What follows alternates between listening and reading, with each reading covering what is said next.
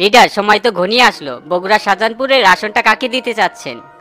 প্রেসিডেন্টের সাথে কথা হয়েছে, মূলত কোবা শামসুকেই দেওয়ার ইচ্ছা ছিল, কিন্তু বেটা তো স্বতন্ত্র থেকে নির্বাচন করলো, তাই আর দেওয়া হইল না। আপনারাই তো ওকে আশকারা দিয়ে মাথায় তুলছেন। না হলে আমাদের দলের বিরুদ্ধে এরকম নির্বাচন করার সাহস পাই কিভাবে? আমরা চাইলে ওইরকম 2-4টা ক্যান্ডিডেটকে ভূ দিয়ে উড়িয়ে দিতে পারবো। কিছুই করার নাই শমশের আলী, পরিস্থিতি বুঝেই আমাদের কাজ করতে হয়।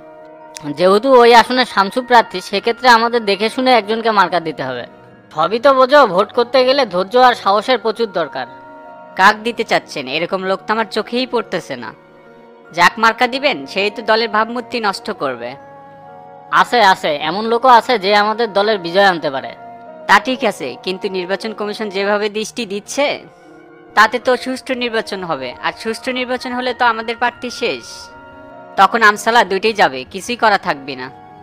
আটঘাট বেঁধেই আমাদের মাঠে নামতে হবে। তুমি পার্টির প্রচার সম্পাদক হিসেবে কিছুই তো বোঝো না। পার্টির সভাপতির সঙ্গে মার্কা বিষয় নিয়ে আমার কথা হয়েছে, তার সিদ্ধান্তই চূড়ান্ত সিদ্ধান্ত।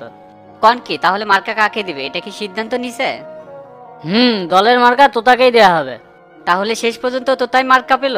ও কি পারবে দলের ভাবমূর্তি টিকে রাখতে?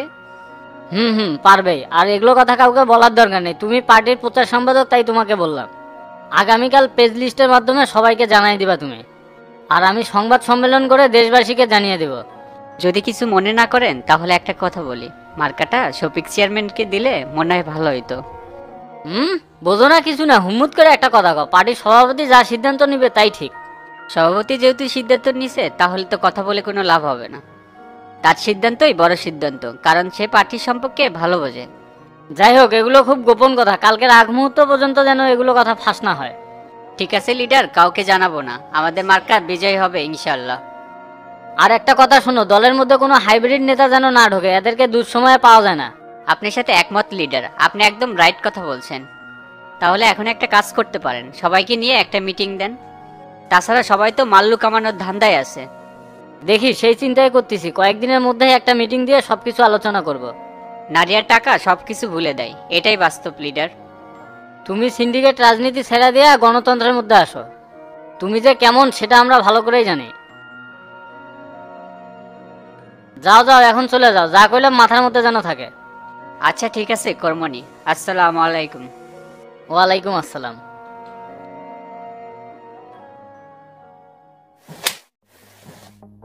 কি ব্যাপার ভাই, কথা নাই বার্তা নাই, হুম্মুত করে চর মারলেন? চর তো মারাই লাগবি তো, তোর কত বড় সাহস, মানুষের লেভেল বুঝিস না? ভাই আমি কিছুই বুঝেছি না, আমি কি করলাম আর আমাকে মারলেনও বা কৃষক?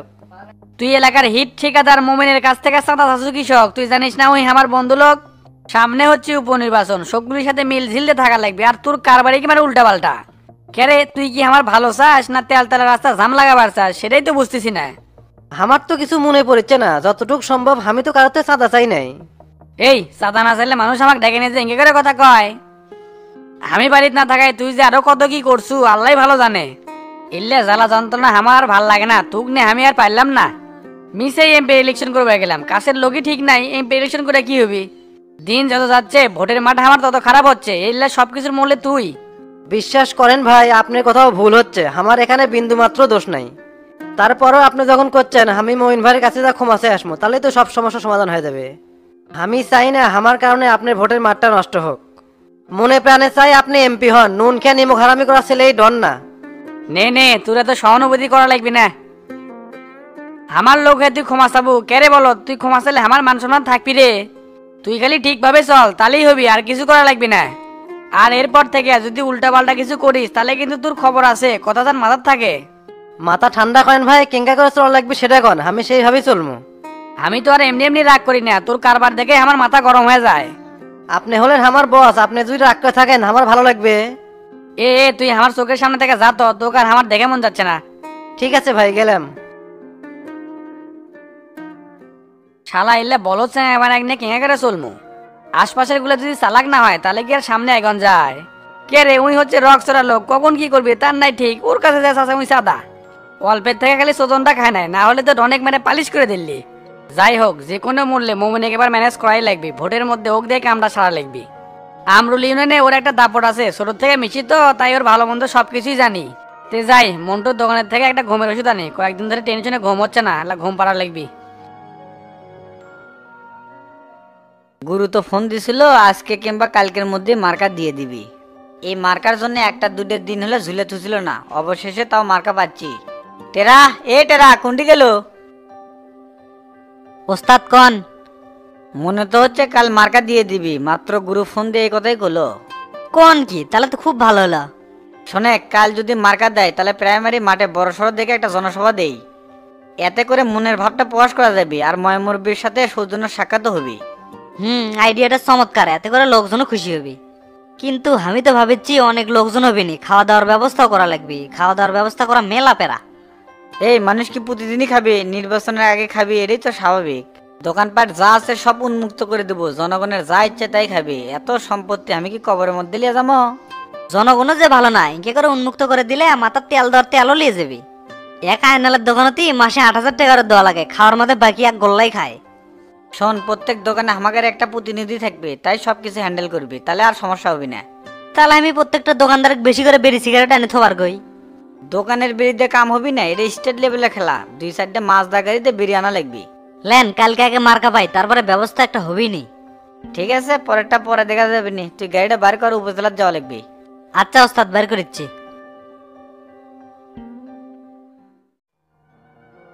ভাই হঠাৎ করে আমার দোকানে কিছু লাগবে নাকি? তোর দোকানে ওষুধ ছাড়া আছে কি যে এমন ভাবে করছো যে আরো কিছু আছে? ও ভাই, বিষয়টা বুঝলেন না তো আপনি। আমি তো গরুর ডাক্তার, তাই বললাম গরুর কিছু হয়েছে নাকি। ধরবে আমার কি গরু টরু আছে নাকি? মানুষের লেভেল তো তোরা বুঝিস না। তে বাদ দে, কয়েকদিন হলে ঘুমায় না, ঘুমের একটা ওষুধ দে। প্রেসক্রিপশন ছাড়া তো ঘুমের ওষুধ দেওয়া নিষেধ। প্রেসক্রিপশন কি আছে? আমাদের প্রেসক্রিপশন লাগবে, আমাদের গড়াল ফেসি প্রেসক্রিপশন। তোকে যা করছিস তুই তাই কর। তারপরে ভাই, আপনি যদি কিছু হয়ে যায়, আপনার পরিবারের লোকজন তো আমাকে এসে ধরবো নি। তুই এনা বেশি কথা কোস। আমি চাইলে তো তোকে এখনই পুলিশে ধরে পারবো। তোর কি সার্টিফিকেট আছে তুই ডাক্তারি করতেছ? তোর সাইজ সুইজ দেখে তো মনে হচ্ছে এমবিবিএস ডাক্তারেরও বাপ তুই। থাক ভাই, আর গভীরে যাওয়ার দরকার নাই, আপনার ওষুধটা দিচ্ছি। এই তো লাইনে আছো। আর শোনেক, সামনে আমার উপনির্বাচন, তোর দোকানে কাস্টমার আসলে আমার নামে ভোট চাস। তে ভাই মার্কা পাবেন কতদিন? এই সপ্তাহের মধ্যেই মার্কা দেওয়ার কথা, দেখা যাক কবে দেয়। এ ভাই এত দেরি করলে হবে? 1.5 মাস ধরে করছেন মার্কা পাবো, সে মার্কা এখনো পানিনি। আপনি কোনো টেনশন করেন না ভাই, আপনার জন্য ভোট চা আগে থেকে শুরু করছি, আমি তো আপনারই লোক। ধন্যবাদ, অসংখ্য ধন্যবাদ তোর। তে ঘুমের ওষুধের দাম কত হলো? না ভাই, টাকা পয়সা দেওয়া লাগবে না। আপনার ঘরে সত্য ছায়া না থাকলে কি আমি ব্যবসা করতে পারবো? আশপাশে তো 2 নম্বর লোকের অভাব নাই, কখন যে এসে চাঁদা চাবি তার নাই ঠিক। ঠিক আছে, আমাদের মতো লোকের দিকে খেয়াল রাখিস, তাহলেই তোর রাস্তা তেলতেলা। অবশ্যই খেয়াল রাখবো ভাই। তাহলে থাকে, আমি গেলাম। আচ্ছা যান, আসসালামু আলাইকুম। ওয়ালাইকুম আসসালাম।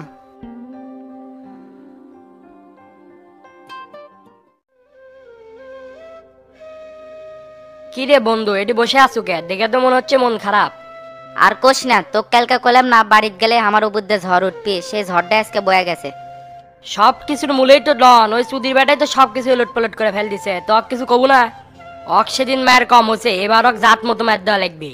তোর কথা শুনে আমি আর কাউকে মারমু না, কি করমু না করমু সেটা একান্ত ব্যক্তিগত বিষয় আমার। তোর কি আমি আর কম উপকার করছি? যেই হামাক পুলিশ ধরলো তুই মারলো দৌড়। শামসু ভাইয়ের কথা শুনে হামাক ছেড়ে দিল। ভাইয়ের কি আর মান সম্মান নাই নাকি? সামনে নির্বাচন, এটা আমার দেখা লাগবে না? ওল্লা তুই তো বুঝলো না, নির্বাচনের আগে তো মাকা যাবি না ওস্তাদের মার শেষ রাতে, সেই জন্যই তো দৌড় মারছিলাম। লে বন্ধু লে, চাচা যদি মার্কা না পায় তাহলে আমি তোর সাথে থাকবো না। দেশ শালা চিটিং, দেখ তুই কত বড় স্বার্থপর। তোর চাচা মার্কা না পেলে আমার সাথে থাকবো, তাছাড়া তো আর থাকবো না। তুই যে কত বড় রহস্যময় চ্যাংড়া সেটা বুঝিচ্ছি। তোর কোয়া উচিত আছিল, কেডা মার্কা পেলো না পেলো সেটা দেখার বিষয় নাই, আমি সবসময় তোর সাথে থাকবো। আর তুই এটা কি করলো? লে আমার না ভুলই হচ্ছে, আজকে থেকে আমি তোর সাথে আছি। না না না, তোর উপর আমার কোনো বিশ্বাস হয় না। তুই যে সেকেন্ডের মধ্যে পোল্ট্রি খাবো সেটা আমি জানি। তে তুই কুটি যার জন্য বাড়াছো সেটি যা, আমাকে একটু একা থাকবে দে। মন খারাপ হলে একা একা থাকা হয় না, এলা মানুষজনের মধ্যে যাওয়া লাগে, তাহলে মন ভালো হয়ে যায়। চ আয়নালের দোকানে যায় কফি আর ব্যঞ্জন খিলাম মনি, টাকা আমি দেবো নি, টেনশন লিস না। কে তোর টাকাতে আমার আয়নালের দোকানে খা লাগবি কে? আমি একা খাই আয়নালের দোকানে প্রতি মাসে 15-20 হাজার টাকা বাকি করি। তুই আয়নালের দোকানে যা, আমার নাম কয়া বাকি খাগা যা, না করবি না কেউ। বন্ধু বান্ধবের সাথে না মিললে থেকে পারিস না, ইনকা করিস কে? যা ঘটছে সবই তো তোক করলাম, নতুন করে আবার কি কয়া লাগবি? তে তুই ডনেক দেখছো নাকি? অক আমার খুবই দরকার, অক থেকে বাজিরে 1000 টাকা পাই। না 2 দিন হলো ডনের সাথে দেখা নাই, শুনলাম ওর বাড়িতে বলে কবিরে চাচ্ছিল। ও তাহলে মনে হয় কবিরাজ ডনের জিন ছাড় আছে, সেই জন্যই বাড়িতে নাকে তেল দিয়ে ঘুম বাড়িচ্ছে। কয়দিন আর বাড়ির মধ্যে থাকবো? বাইরে তো বাড়ানি লাগবে। খালি যদি অক থেকে টাকা না পাই এমন পোস্ট দিমু, এমনিতে ওর উপর রাগ উঠে আছে।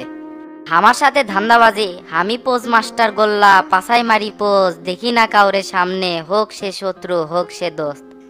হসে হসে, আমি গেলাম, থাক, তোর ডায়লগ আর আমার শোনা মন যাচ্ছে না। তো কারাই ডিথে বের করছে, যা তো আমার চোখের সামনে থেকে তাড়াতাড়ি সর। খালি নির্বাচনটা পার হোক, একের পর একজনে পোজ মেরা যামু, তখন আর টেরা ভাইয়ের কথা শুনবো না, নির্বাচনও তো থাকবি না। তোর যা ভালো মনে হয় তাই কর, থাক, আমি চলে গেলাম। এ আনাল ভাই, এটা তোমার কাম? পরের দিন আসার কথা কয়া 3 দিন পর আসিচ্ছ। দোকানে প্রচুর চাপ আছিল ভাই, অনেক চেষ্টা করেও আসতে পারিনি। আসিয়া খুব ভালো কাম করছে, দাও স্যাপ দিয়া 500 টাকা গুনে দাও। হাই রে, তোমার তো আর টেকার চাই দে, সোল পল নাই কিছু না, বইয়ের জন্য এত টাকা লাগে। এত কথা কবারবাম না, জ্বরের ওষুধ দাও তো, ঠান্ডা লাগে, বইয়ের জ্বর আছে।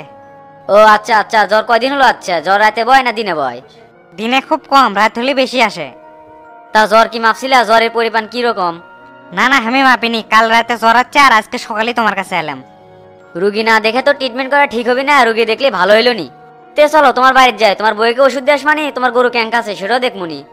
তোমার তো খালি বাড়ির যাওয়ার ধান্দা, গেলেই যে মোটা টাকা পাবে, ওগুলো বাদ দে আর দূরে না বাদাও। রাইতে জ্বর বয়া না পা দেয়া কাজ হবি না, এইচ প্লাস দেওয়া লাগবি। আর তুমি এত লাফালাফি করছো কে? তুমি কি ডাক্তার? কোন ওষুধ দিলে ভালো হবি সেটা আমি ভালো জানি। তোমার যে ডাক্তারি পথ কদ্দূর সেটা আমি ভালো করেই জানি। এর আগে বাচ্চার বেটিক ইঞ্জেকশন করে দিবে ধরে সুই ভাঙছিলে না?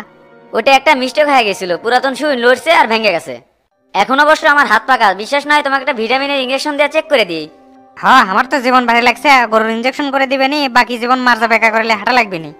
বিশ্বাস না থাকলে যা হয়, না পার 10 টাকা আর আগের 500 টাকা, তাড়াতাড়ি 510 টাকা দাও তো। আচ্ছা, আগে ওষুধ দাও তো, পরে টাকা দেবো নি। টাকা না দিলে কিন্তু এবার ওষুধ আর দিব না, সেটা কিন্তু আগেই কয়ে দিলাম। আমি যে তোমার থেকে টাকা পাই সেজন্য তোমাকে একদিনে চোরা কথা কইছি, হালকাতা করো, সব টাকা দিয়ে দেবো নি। না ভাই, তাইলে আর বাকি দেওয়া সম্ভব হলো না, এমনি দোকানে মালপাতি কমে গেছে। সমস্যা নাই, আমার দোকানে যাবে না নি, আমিও কিন্তু ইনকা করে ঘুরে দেবো নি। ঠিকঠাক মতো রুগী না আসলি তখন আমার কাছে তেল মোলা লাগবে নি, আর প্রতিশোধ কিন্তু আমি তখন ঠিকই নেবো। লেও তো দিচ্ছি, তোমাদের কারণে ব্যবসা করেও শান্তি নাই। কে রাজি বলে হোস না, সিপি তুলছি আর পেয়ার পেয়ার করে রাজি হলো। এনা তাড়াতাড়ি দাও, দোকানটা খুলে থিয়েছি। বেটা কেনা দোকানে আসবে কই, সেটাও ঠিকঠাক মতো আসে না। আচ্ছা আচ্ছা, লেও দিচ্ছি।